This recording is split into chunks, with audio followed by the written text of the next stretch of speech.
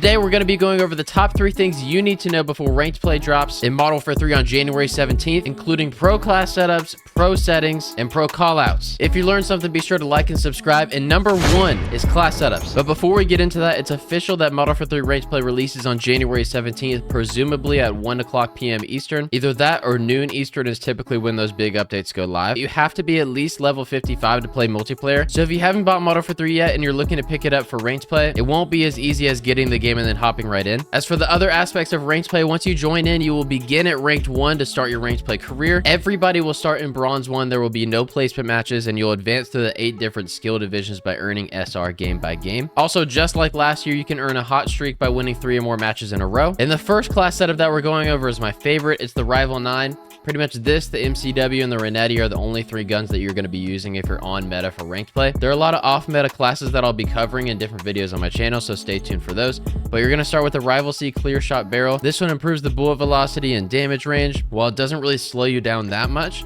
we're adding the Purifier muzzle brake for horizontal recoil control with this gun obviously needs help with. It reduces the bullet velocity and range, but we're making up for that in the way that the barrel works. So now we go down to the underbarrel, which is the DR6 hand stop. This makes the strafe speed so much better. You're going to get crazy rotational aim assist. So be sure to utilize that while you're using this gun. Always be strafing left and right. For the rear grip, we use the Rival Vice Assault Grip. This helps with the gun kick control that this gun also needs a lot of help with. And then finally, the stock, we have the MTZ Marauder for further help with the gun kick control. And that does it for the Rival 9 build. I'll hide my camera in case y'all want a screenshot. Here's the class. And now backing out, we go to the Renetti. Now, pro players include a lot of GAs, which are bands on top of the CDL bands. One of them, I believe, is to not have any muzzle on the pistol. So if you want to play just like the pros, you need to be using this class here. Attachments that only improve the movement speed is just those 3 if you want to play like the pros. However, in the different search and destroy wages that I've been using, I like this pistol fast draw. And then for the muzzle, I like the Comp 90, which is all the way down here.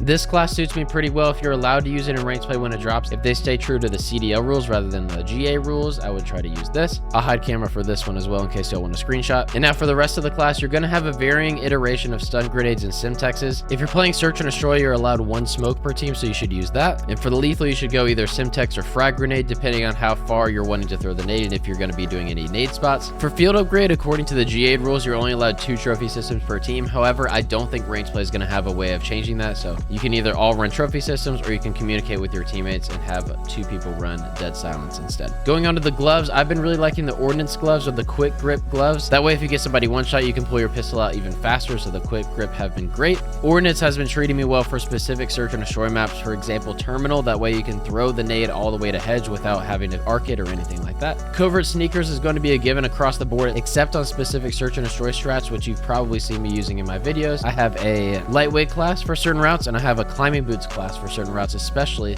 on Skid Row. So keep those 2 in mind and change them out depending on what map you're playing, but probably 95% of the time you're going to be rocking the covert sneakers. For the gear, we have the EOD padding. It's either going to be this one, the EOD padding, or it's going to be tac mask to help yourself from stuns and nades. Now for the MCW, there's a lot of variance when it comes to this gun, a surprising amount given how many good players have been able to test this gun out. This is one of my favorites, and I believe the one that Kenny uses. We have the 16.5 Cyclone long barrel for the bullet velocity and range. This barrel will stay consistent regardless of who's using it, so keep this one on. We have the T5 1R billeted brake. This helps with the vertical recoil control. It reduces both horizontal and bullet velocity and range, but you don't really notice it even at range. It helps you beam. Some people really like using the L4R flash hider for that recoil control and gun kick control. This is truly personal preference, so I would try this out going back and forth between the 2. For the underbarrel, we have the Phantom 5 hand stop. Typically, you either see this underbarrel for the sprint to fire speed and aim down sight speed, or the DR6 for the aim walking speed. Both of them are very beneficial, and it's truly just personal preference. Speaking of personal preference, we're going to go over to the optic. Usually either the Mark III reflector, or if you scroll over here, the Slate reflector. Try each out and see which one you like the most. I like the Mark III because it's less obstructive at the top. According to the Pro GAs, you have to use a sight on your AR. The game is not going to regulate that in Ranked Play. at least not to my knowledge. But for the sake of being nice and having an even playing field, you probably should be using an optic on your AR regardless. Now for the stock, we're going over to the RB Regal Heavy Stock. This improves the recoil control and gun kick control with slight reductions in speed of the gun. And if I back out, I'll hide my camera. For screenshots, this is the entire MCW class here. This one is a no stock with the claw grip for the firing game stability. See what works best for you and then go from there. And tip number 2 that you need to know before ranked play drops is callouts. I'm going to be going very quickly over each of the maps on the very important callouts callouts. I'll make another video on more in-depth callouts later on, but just so that you can hang in the beginning of ranked play before you fully learn them, here we go. This entire area is P1. This is hedge. Behind it is eskies. This is mid haul or long haul. This is top third. This is white. You can call this second white. And here is book or library. Of course, plain. This is elbow or L. Back here we have dreams or jewelry. This is reception if anybody's here. Pretty much everything back here is back security. And this is burger. For skid row, we have P1. This is top fire. This is top TV. We have plat or water tower. This is blue doors. Going back here, we have secret steps or mid steps, which leads to bottom DVD. Over here, this is bottom garage. If we turn around, this is playground. Up top is apartments. This will be BS and D. A lot of people play in this corner here. I call this basketball. Coming in this room, this is barber, also known as P4. Next to it is zig steps. This is tunnel. Tunnel leads all the way to P2, which is this building up here, up top. All the way back here is P5. As we're running over to P3, this is ticket. This is a big call out that you'll need to know. This is P3, otherwise known as graffiti, which leads back to the blue doors like we said before. Spawning in on Karachi. This right here is P1. We have top AC or top second, top third, top bricks. This is top yellow, top fire. Over here is bridge. We have top bridge, bottom bridge. You can call this fire car. Everything over here is chicken or coop. There's top coop, bottom coop. This is Godheady, top scaff and lower scaff. Some people call this bottom market. Bottom fountain, also known as P4. This is top fountain. Top fountain leads to top church or top dome.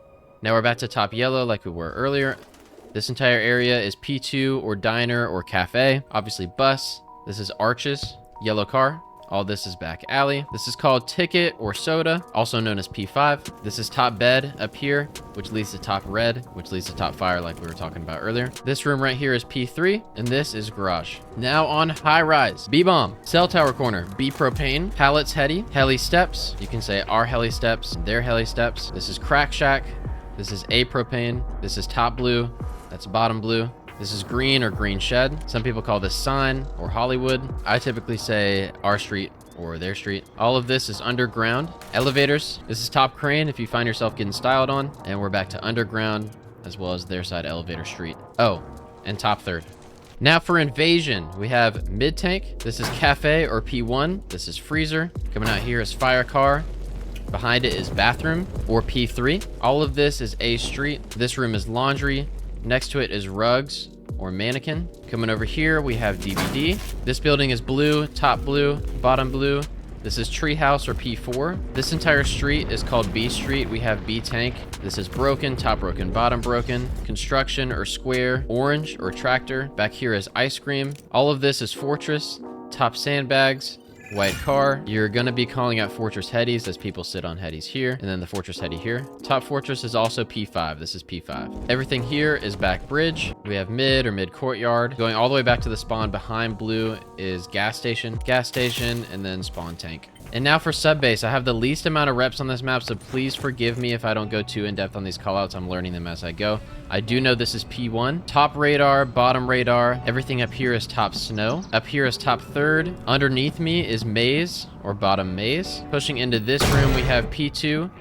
P2 windows. This is tank or P5. All of this is garage. You have bottom garage and top garage. Back here is P4, and all of this is P3. And tip number 3 that you need to know for ranked play is the proper graphic settings. Now, my build has been specifically tuned by FPS Hub. If you need a PC optimization or an internet optimization or an audio optimization, I will keep their link in the description. Like I said, it's FPS Hub. My code is lunch, so let them know that I sent you there for $15 off. As much as this sounds like an ad, I genuinely have had amazing experiences with every single person at FPS Hub. They are all very intelligent, know what they're doing, and they're good about not aggressively overclocking the current build that you have. So shout out to them. They're how I got these settings, and they're how I got my PC to run so well. If you play on PS5, I have my PS5 settings at the end of the video, so be sure to skip to that. I'm supposed to play on full screen exclusive. I only play on full screen borderless because when I'm on my PC, I go back and forth between my OBS and Chrome and chat and whatnot, so that's why I'm on borderless. If you're only playing the game, stay on exclusive. It'll make your input better. Make sure that you have your proper monitor set, aspect ratio, automatic. My brightness I have at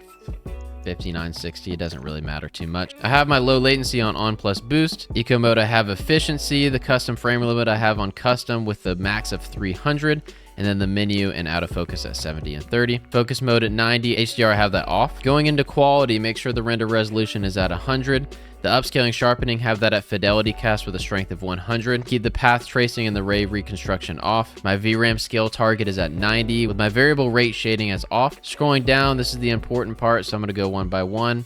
Texture resolution very low, texture filter low, depth of field off, detail quality low, particle resolution low, bullet impacts off, persistent effects off, shader quality low, on-demand texture streaming off. This is for less packet bursts, so make sure you have this off. Texture streaming, have this on low. Going down to shadow, we have very low for shadow quality. Screen space shadows on off, ambient occlusion off, screen space reflections off, static reflection quality low.